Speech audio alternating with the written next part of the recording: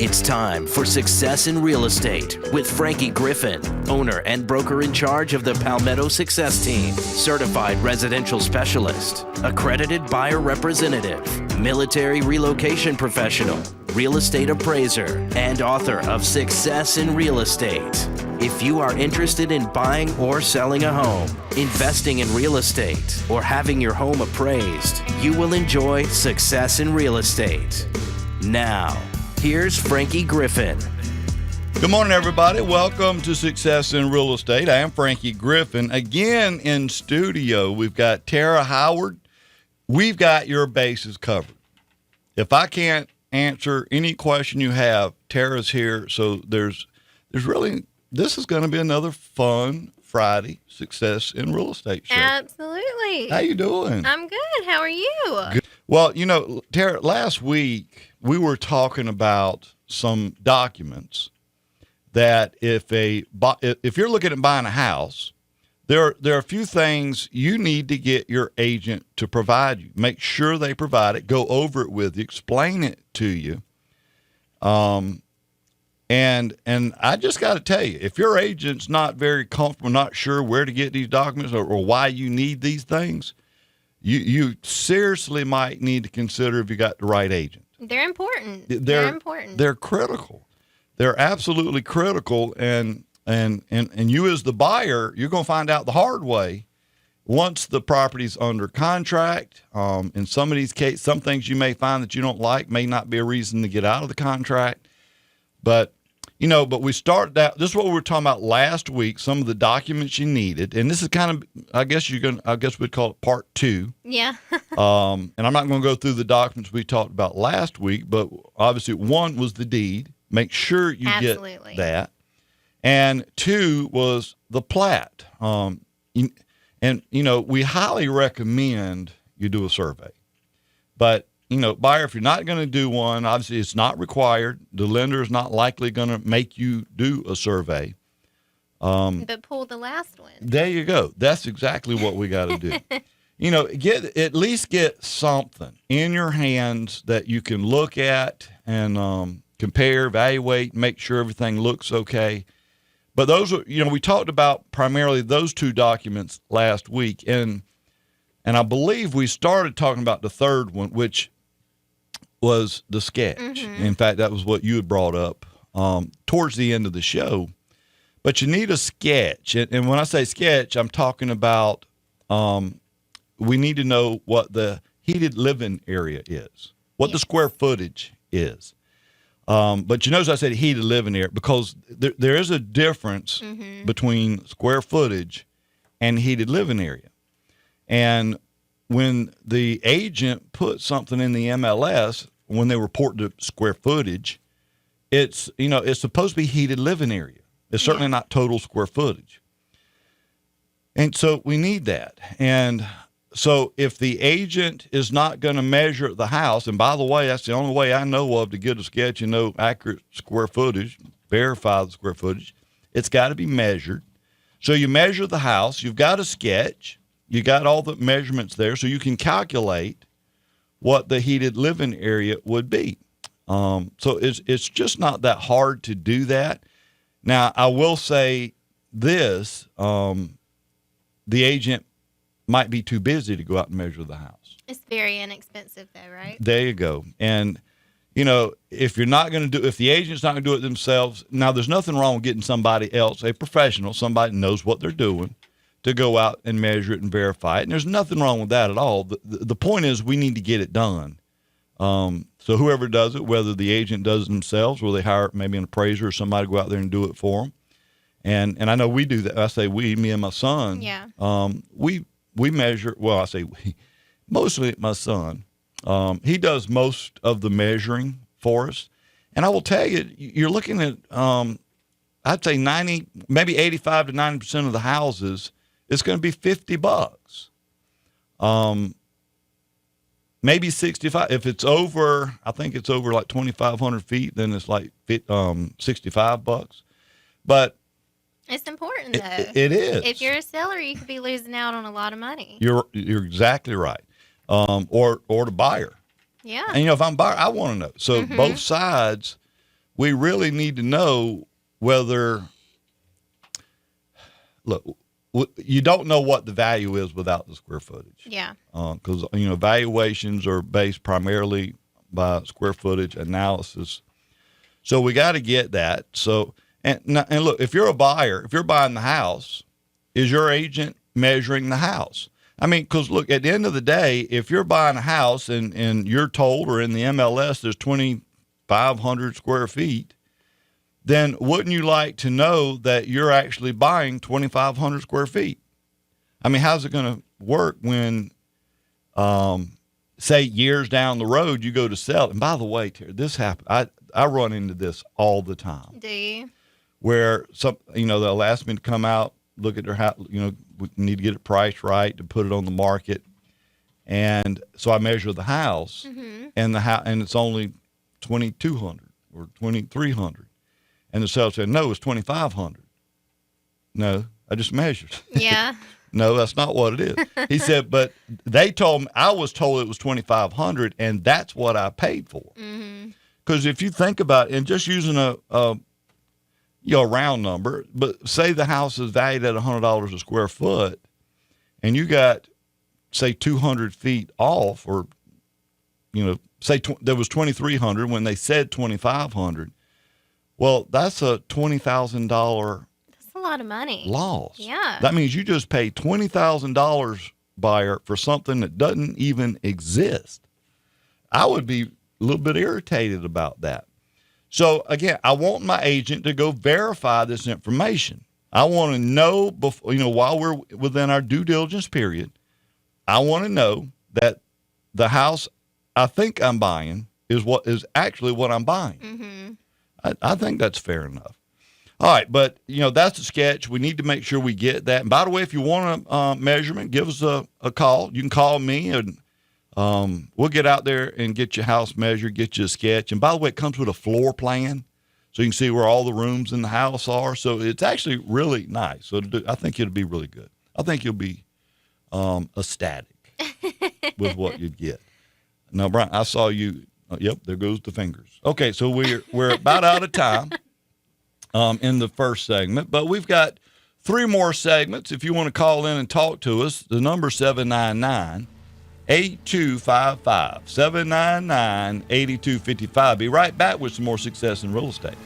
All right, good morning again. Welcome back to Success in Real Estate. I'm Frankie Griffin, real estate broker and appraiser, in studio with the number 1 realtor in South Carolina. One day. Tara Howard is in studio, and hey, we'd love to hear from you. If you got any questions or comments, the number 799-8255.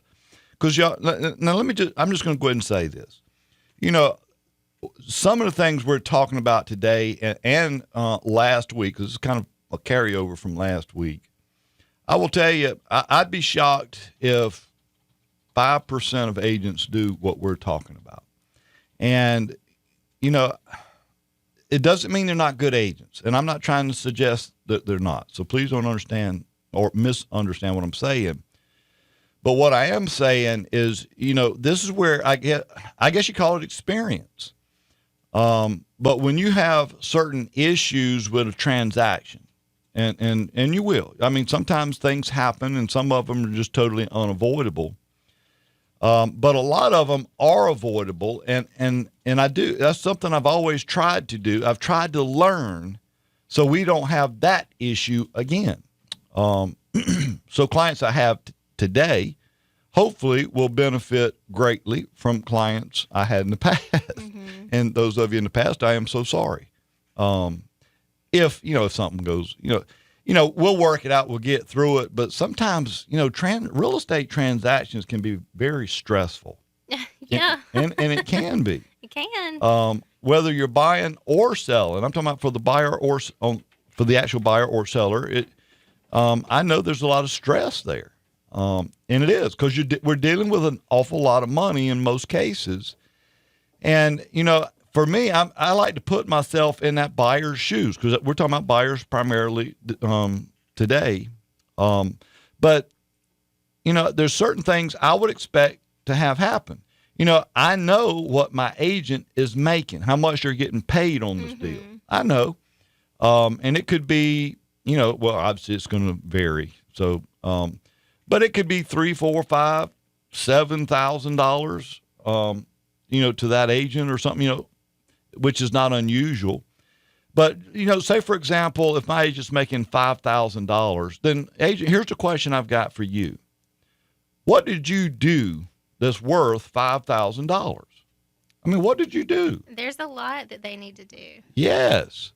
And I think, to me, there has to be some value there.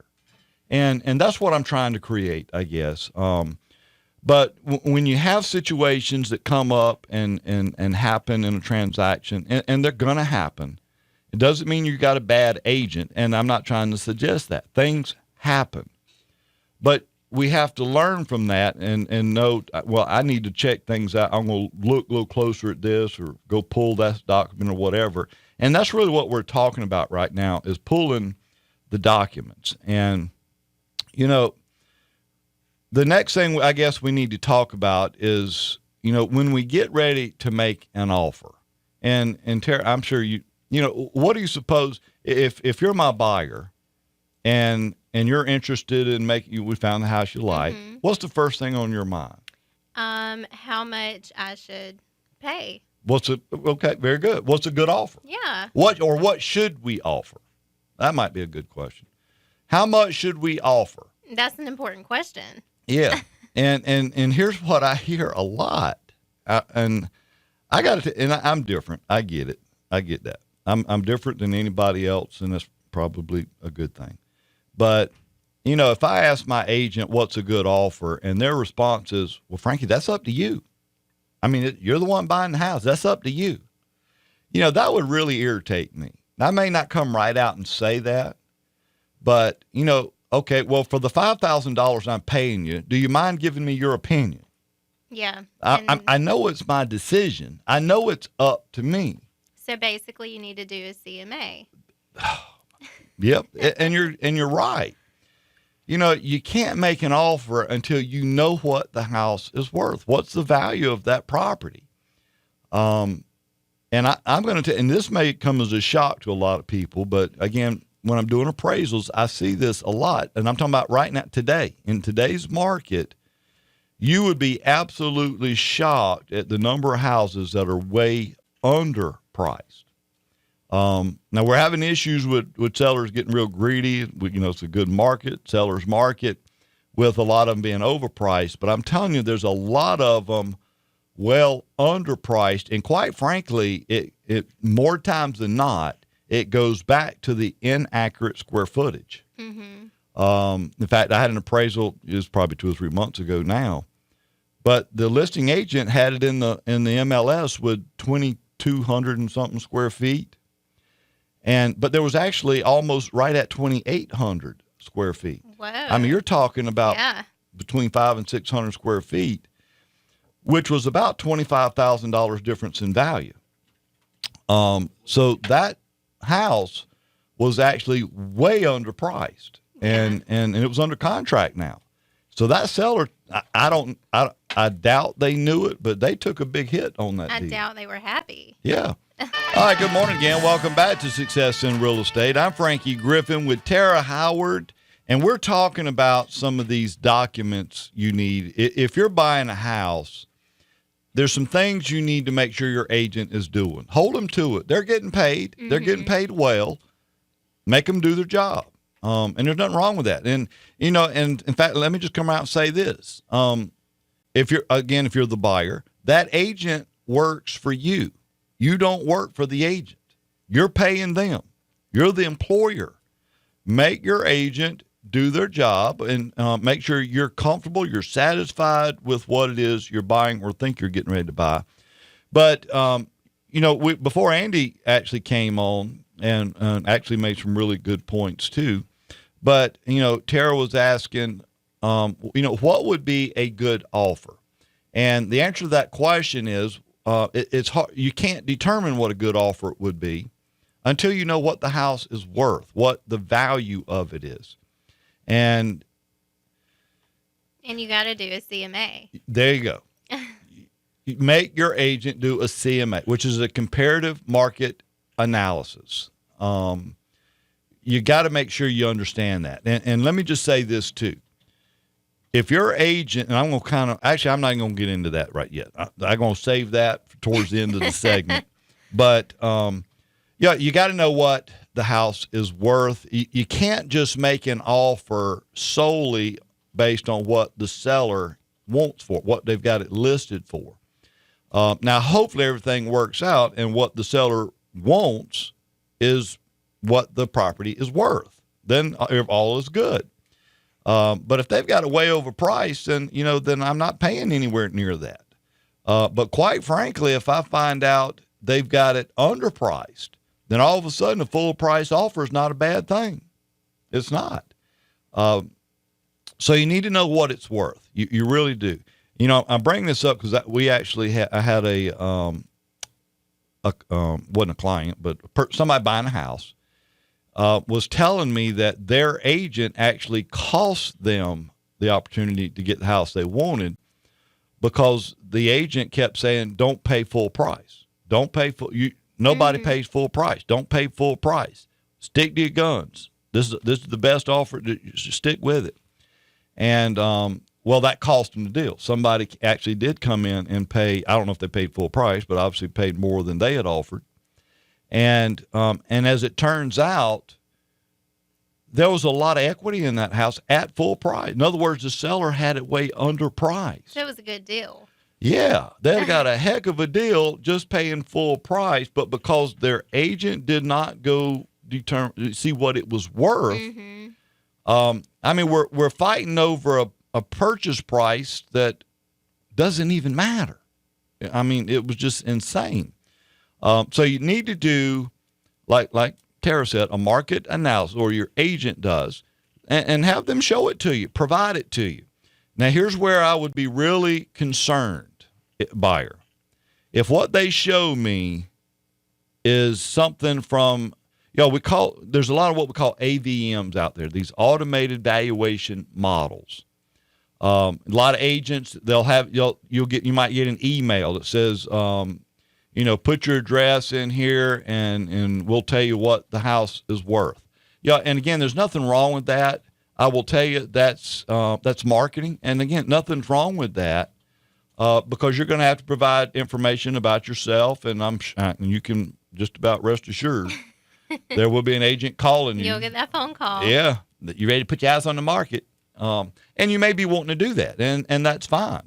And again, I'm not criticizing the market. That's not what I'm doing.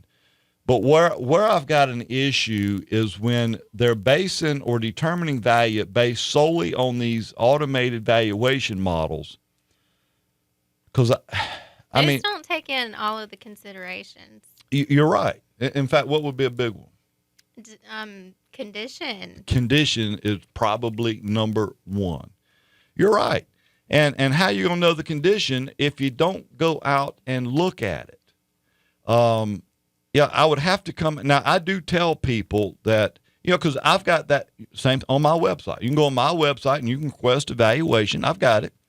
But I also disclose the fact that all I can do is based the valuation based on what I see online. Mm-hmm. The only way I can give you a good, accurate valuation, I would have to actually come out and look at the house. Yeah. And I don't mind doing that. But you're right. Condition is everything. You could be $10,000 to $40,000 upside down or one way or the other, which is a lot of money just based on condition. I see it all the time. Again, it's what you see when you do a lot of appraisals. But yeah. But anyway, that market analysis is going to be a huge deal. Now, the last thing we want to get into, I think we've got, how much time? We got plenty of time.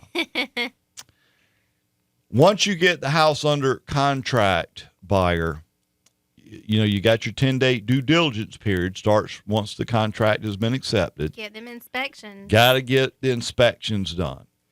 And there's a number of inspections you probably want to get, but at a minimum, Obviously, you probably now. I'm just gonna throw this out there. I know we didn't beat this up, but yeah, I highly recommend you get a survey. In fact, we've actually done shows here in the past where, basically, if I could only have one or the other, would I rather have a home inspection or a survey? You'd rather a survey? Probably. Really? Probably. Huh. Well, I can't say that in every case. It depends on that property. Yeah. But yeah, because one of my brother's a home inspector, and I'm not a home inspector. Not trying to suggest I am, but I've done enough or been walking around, talking to home inspectors, watching what they do. I'm pretty sure I could do a home inspection. I see where you're coming from. I'm pretty sure I see it. So if I had to choose between the two, I would probably want the survey. But anyway, we're not going to dwell on that. But so let's get the home inspection. You need that CL 100 or the termite inspection. You absolutely need to get a heating and air inspection. And I'm going to tell you, and that's a bit, there's two large components of the house that if anything goes wrong with either one of them, is probably going to cost you the most money of anything in the house. One is that heating and air unit. The last thing we want to do is go buy a house and then that heating, the air conditioner goes out, and you got to spend another $5,000, $6,000, $7,000 replacing that. That was probably not something in the immediate budget. But the next thing you need to be aware of is the roof. That roof better be in good condition too, because a roof could be, $4,000 or $5,000 or more, depending on how big the house is. And yeah, you can get the roof you can get inspected for free. For free, yeah. My guy does it for free. Or at least, yeah. Well, I know we use Premier Roofing, and they'll go out and they'll do it for free. They won't charge you a dime to go out and do a roof inspection. Now, the only time they will charge is if you need a written, something in writing. But if you just want to come out there and check it as the buyer, make sure it's okay, they'll do it for free. But if you need a written letter about it, then there's a charge. It's very cheap. I forget what it is now, but I've never really needed it in writing. If you tell me, then I know where to go from there. So everybody should have a roof inspection. I would. Always. I mean, why not? Especially if it's free. Yeah. I mean, good grief. I mean, people like free. Yeah, and Premier Roofing, they do that. They will go out, inspect it, and in fact, they did some work on one of my son's house not too long ago. And you okay? Good grief! I thought I was going to have to go pick Brian up out the floor or something. But anyway, sorry about that. But again, Premier Roofing, that's the name of the company, and they are very good. Again, you can find them. Yeah, look, all of our real estate partners you can find on my website, frankiegriffin.com, and they all do really an incredible job. But here's the thing that I guess I want to rant about when it comes to the inspections. Again, buyer, you're paying your agent. They're making a more than fair, if not at least a fair income by selling you or helping you buy that house. And, the agent needs to be present. The agent needs to be present at the home inspection. Now, I'm going to tell you, I've listened, I've talked to agents, and, why don't the agents that don't? And I'm telling you, there's a lot of them that do not attend home inspections. And I guess here's the probably number one reason I hear when I ask them, why don't you go? And it's for liability reasons. Really? Yeah. And I've had agents tell me that their attorney advised them not to attend the inspection. And look, I'm not an attorney. I guess maybe we could have asked Andy his opinion while he was on the line, but look, I'm not an attorney. So if your attorney tells you don't go, then don't go. But at the end of the day, look, you have an obligation to represent your client. And I know I've seen it too many times where inspectors will write things up, and the way they write it up can be misinterpreted. Either we may assume this is a major problem here when it's nothing, or the other way around. So, I want to hear from the inspector. I want you to tell me what you wrote up and what you're saying the problem is. I want you to tell me that. I don't want to just read it. But we do have actually we got to go to, 30 seconds. We're done. Okay. Well, Brian said we've got 30 seconds, Tara. This was another fun show. It was fun. You're going to be back with us next week? Yes. Yes. Yes. She's got no choice in the matter. But anyway, if either one of us can help us, what's your phone number real quick? It's 803-477-1481. And again, call me if you couldn't write that down, or go to frankiegriffin.com.